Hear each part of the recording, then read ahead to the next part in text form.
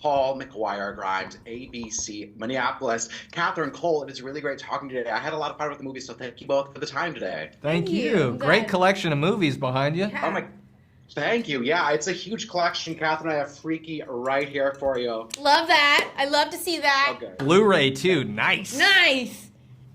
Yeah, oh my God, thank you. I appreciate it. Now, Kathryn, you're kind of becoming a new screen queen between this and Freaky Paranormal Activity 4. What do you love most about the horror genre? I love being scared. And the number one thing I love, he's laughing, but I like the universal feeling, like all of us, stop laughing at me, I can hear him snickering, is that all of us know what it's like to be scared. Like, I like going to Halloween Horror Nights, I like going with my friends and not watching scary movies. I have been to a lot of scary movies at theaters, but I can't say I've seen them. Yeah. Do you like making people feel fear? No, I just think like you want to inspire fear. Like a rom-com to me is like so fantasy. Like Marvel movies, they're so fantasy. Horror film, no one can deny we've all been afraid of something at some point. Not all of us can say that we've had a rom-com. Never. Life. You've never been afraid? No, I don't. No. Yeah, he is really. It's been hard for him to get there on this role. Yeah, I don't feel fear, man. Now, Cole, you literally have no dialogue in the movie, so I'm curious, how does that challenge you differently as an actor? And did you have to fight against just verbally responding to Kathryn out of habit of wanting to say something? I know, I'm so fun to talk to.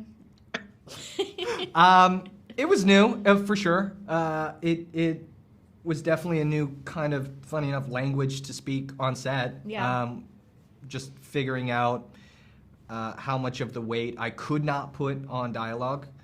But it was a lot of fun. It was a lot of fun. I worked with a movement instructor for a while to kind of dial in. And then my biggest concern was just not leaving Kathryn hanging for most of the scenes.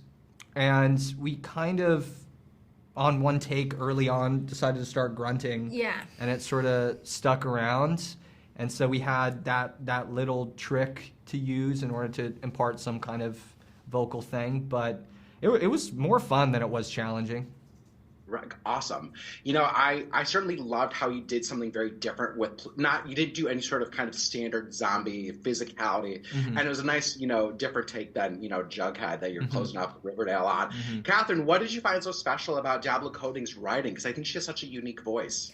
I remember one day on set, I asked her about a line and I was like, is this an alliteration? Because it was so subtle and it didn't rhyme.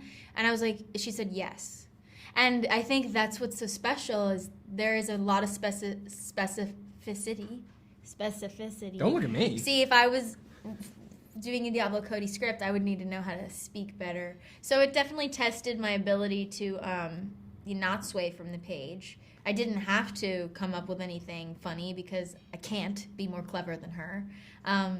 So her words are poetry. Reading the script was really easy, and it didn't hit me till a little after reading it that Cole didn't speak. Because it felt like he did. It felt like, he was saying, verbal communication, like 80% of it is nonverbal communication. I have to learn to communicate again. 80% of communication is nonverbal. And I think that's where their relationship comes from. They don't even talk to each other. Lisa never listens. Right. Oh my God. I got the wrap. He's just laughing at me. Horror movies. Thank you so much for the time today. I hope people enjoy Lisa Frankenstein. I hope so too. Thank you. Yeah, take care, you guys. Bye-bye. Paul McGuire Grimes, ABC, Minneapolis, Diablo, Zelda. It is really great talking to both of you. I really had a fun with Lisa Frankenstein, so thank you both for the time today. Thank you. Thanks for meeting with us. Yeah, now Zelda, you obviously grew up in the entertainment industry. What made you want to be a director, and when did you decide on the kind of stories and the voice that you wanted to tell? It took me a while to get to directing. I started with acting, and to be fair, that's kind of more the route that I think young women feel is accessible. I don't think anyone was going to hand me a movie at like 18 to direct, so I'm glad that took me a while. I started shadowing and learning to direct around 25. So in terms of the stuff that inspired me to do it, I mean, that was my whole childhood. Especially being on practical sets, which we don't get to do that often anymore, but we did get to do on this. I grew up on those sets, and I genuinely loved that kind of behind-the-curtain fantasy that was my childhood.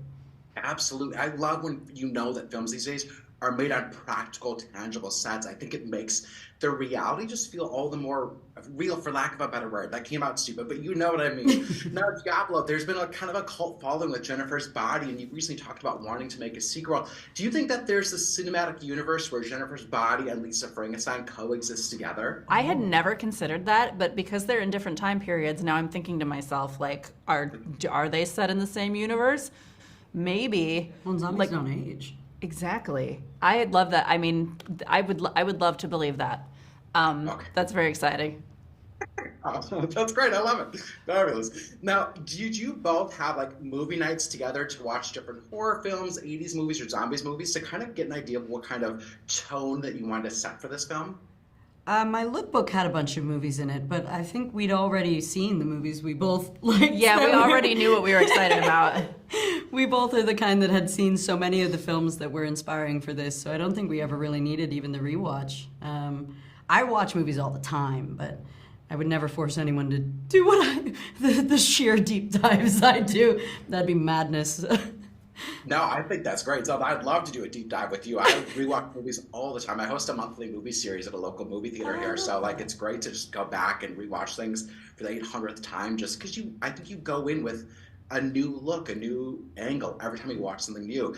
I'm curious, Diablo, you of course lived in Minneapolis. How did that shape you as the writer and person that you are today and the artist that you are? I would never be sitting here if I hadn't moved to Minneapolis, because that was the city that really allowed me to.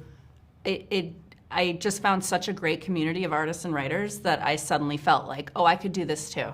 And it's strangely, like, I'm from Chicago. And I love Chicago, but when I was there, I think maybe I was just intimidated by the sheer size of the community. I just could never really find my voice. And I moved to Minneapolis, and suddenly it was like, oh, like, I think I know who I am as a writer. That was where I like created the whole Diablo Cody character. So it was really essential to my development as an artist. That's amazing. We have such a great theater community, film community here, and I love hearing that.